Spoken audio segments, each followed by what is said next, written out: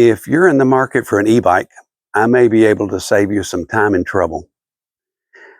I recently did a lot of research before purchasing this bike, the Roll Road Emma 3.0, and every time I would look at a different bike, I would always come back to this one and compare, and it would have the feature, and it would be as good, if not better. I'll start with the aluminum frame. It's an aluminum alloy frame that's very well constructed.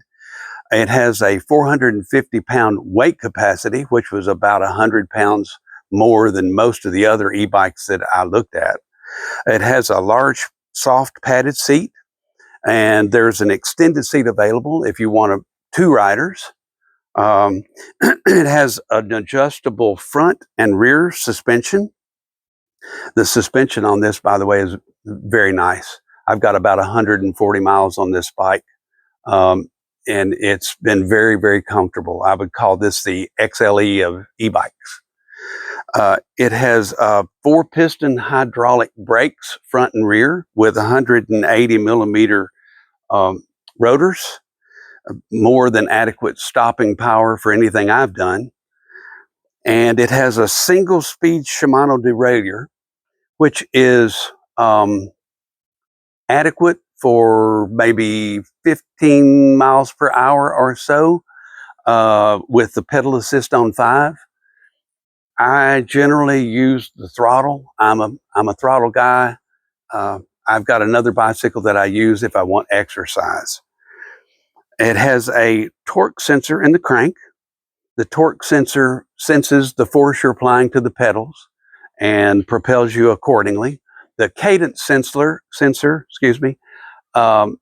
doesn't feel as natural to me as the torque sensor. I've tried them both, and I prefer this.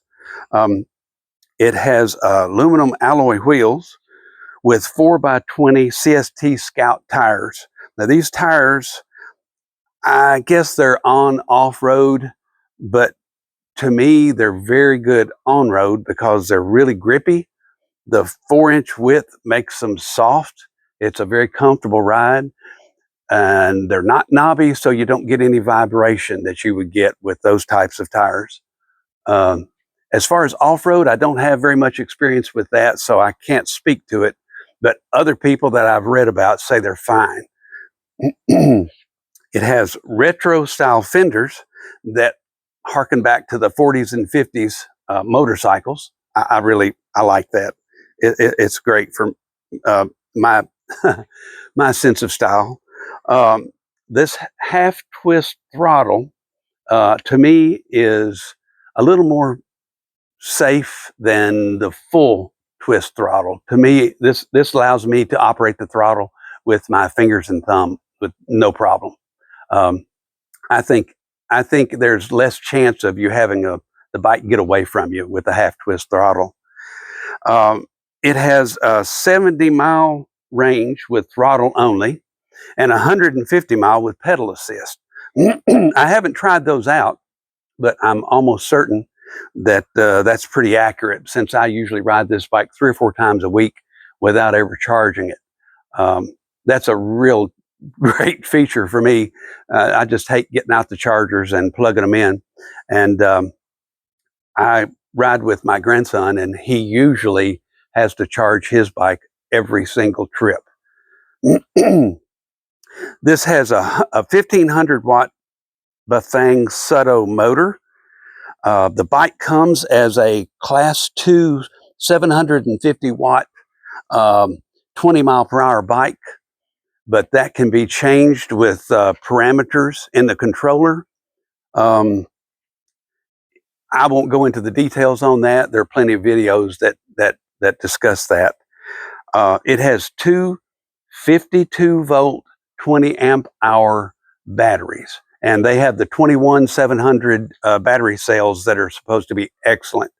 I've had no problem with either of these.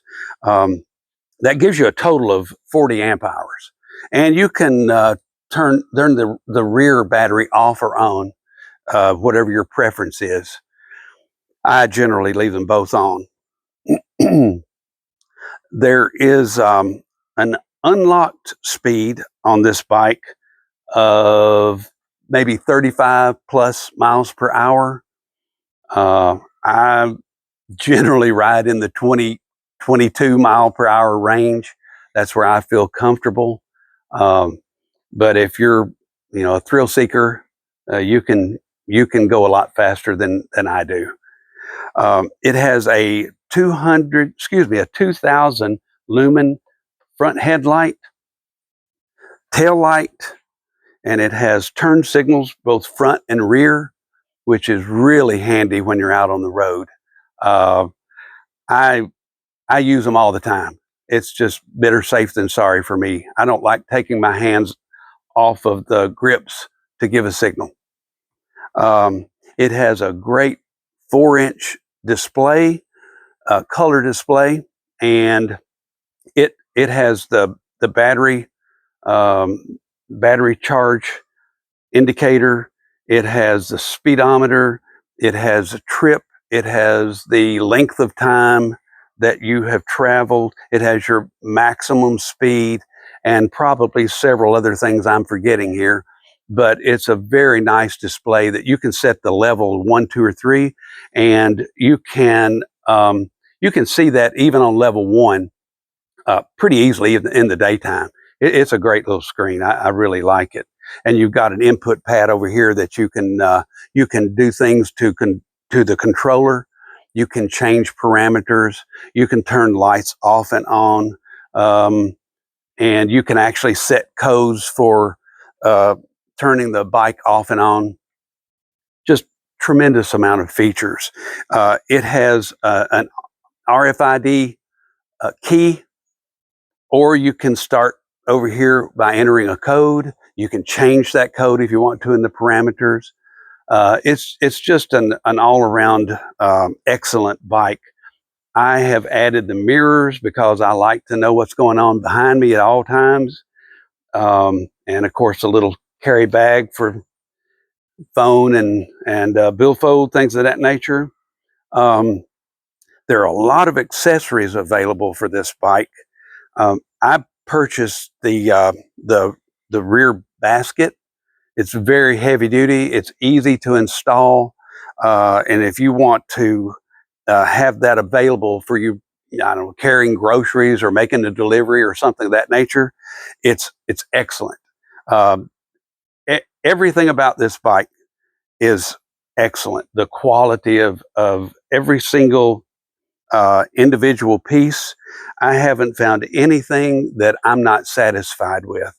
And I've, as I said, done a lot of research. I've ridden some other bikes.